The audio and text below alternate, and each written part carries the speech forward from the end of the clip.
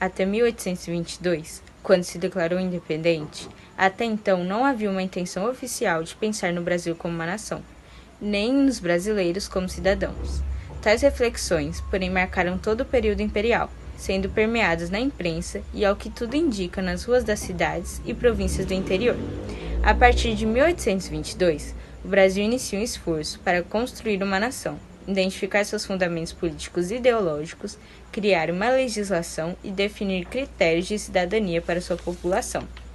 O Brasil Império foi um período na história do Brasil de grandes transformações políticas e econômicas.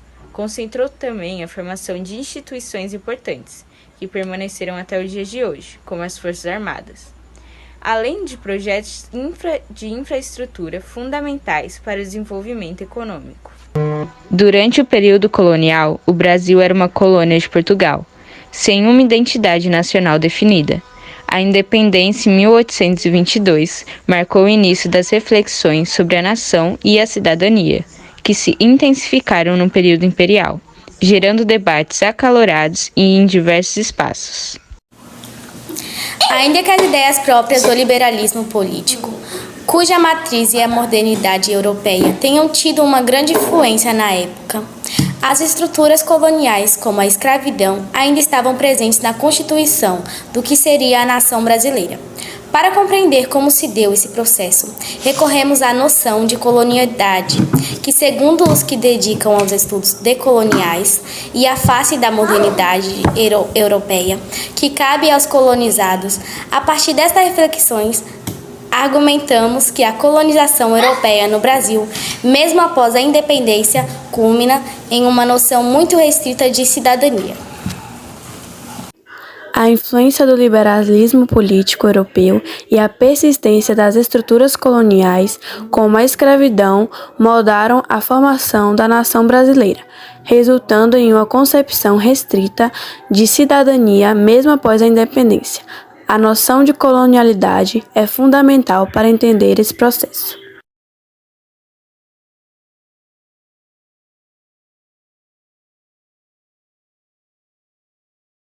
Indígenas na construção do Império. Em relação aos índios, esse período expressa-se como por uma política indigenista que ficou em grande medida nas mãos dos fazendeiros, que como grupo de poder iam se expandindo sobre as terras, o caráter repressivo da legislação e dos atos concretos dos anos que antecederam. Imediatamente, a independência não cessou com as medidas, a doação de forças armadas e de outros processos violentos de dominação de grupos indígenas e arredios e hóspedes, submissão destes em um regime de plena servidão, apropriação da França de terras e de outros bens indígenas, continuaram presentes durante todo o regime imperial. No período imperial, a política indigenista foi dominada pelos fazendeiros, levando à repreensão, apropriação de terras e submissão dos indígenas à servidão. A conquista de terras indígenas ganhou destaque enquanto a mão de obra indígena foi valorizada em certas regiões e setores econômicos.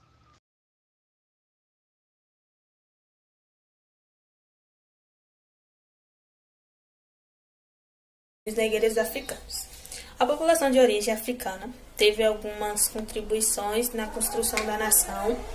Esta contribuição tem sido imediatamente física, através do trabalho braçal ou simplesmente existindo quanto a população, como por exemplo, quando José de Alencar defendeu a permanência do tráfico negreiro com o argumento de que ser o tráfico escravo africano.